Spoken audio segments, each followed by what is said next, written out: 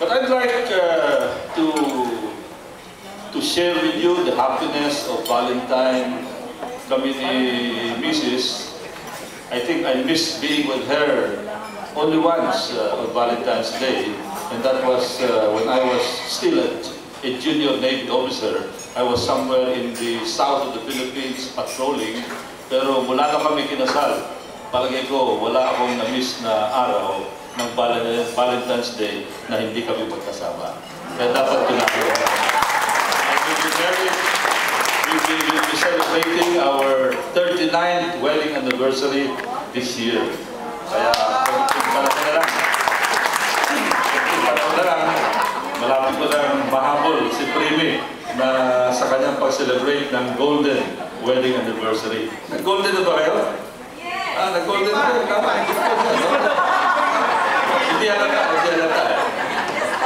halata.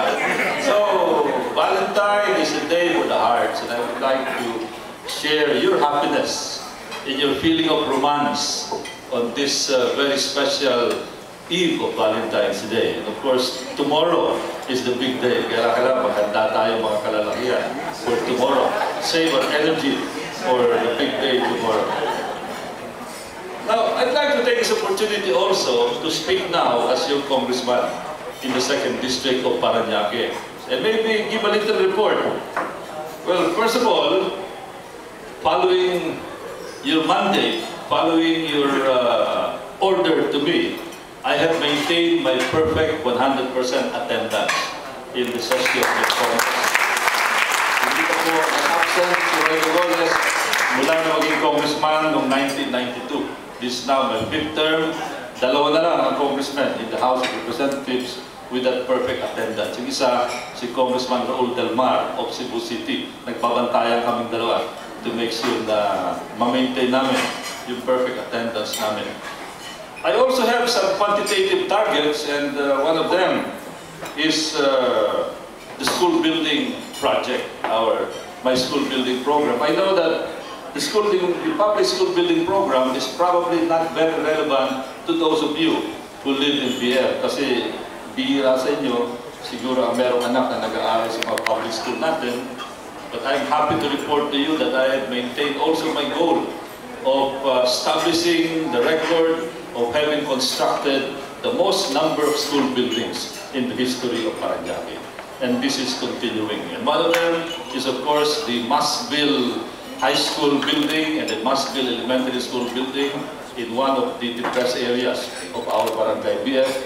And right now, as I speak, there are several other school buildings that are under construction.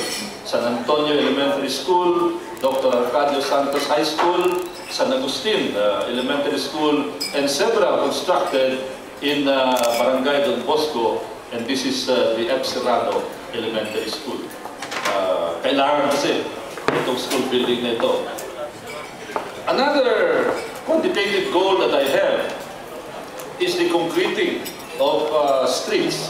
Believe it or not, para sa inyo ng mga hindi nakatira sa Parañaque, marami pa rin mga kalye na kailangan ayusin. And this has been my goal, and I would like to also proudly say that I have maintained the record of having concreted the most number of streets in the history of Parañaque. And one of them right now is the completing of a big segment of that road from San Antonio to Don Bosco. Siguro, kung nadadaanan niya yan, yung Front Street, na kumpleto na natin yan. In a few days, kumpleto na ang completing ng Front Street, which is a very vital link in the road system of Parañaque because it connects Sucat to the service road via Doña Soledad. Importante yan para sa ating lahat. Kasama na rin dyan yung pagtapos din ng napakahabang Moonwalk Merville Road, yung access road na dati, nung panahon namin ni Primi, nung hindi pa ako politiko, yung lugar nga niya talagang butas-butas, pero ngayon, very smooth na. And of course, because of your prodding, because every time I see you, in my watering holes in the BF, I see you in the church, in the Resurrection Church, in the presentation of the Child Jesus, in the tennis club, in Tropical, in Starbucks, in so many other places in Parañaque, at parati na binubulong sa akin yung sukat, na maayos ang sukat. I made it a goal, and I'm so happy that no less than Titus, your president, mentioned it. Sabi niya, Congressman, maraming salamat at napakaganda ng pagpa-asfalto mo ng sukat. This has been my priority project kasi importante para sa ating lahat yan. Ginamit natin dyan is the latest technology in asphalting. Kaya makikita niyo talagang makinis na makinis yung paggawa ng sukat. Pero kung may reklamo kayo, meron pa rin tayong naka-reserve na pondo dyan so that annually we can make sure that sukat is properly maintained. Sabihin nyo lang, Titus, kung meron pang kakulangan, and we will continue doing that.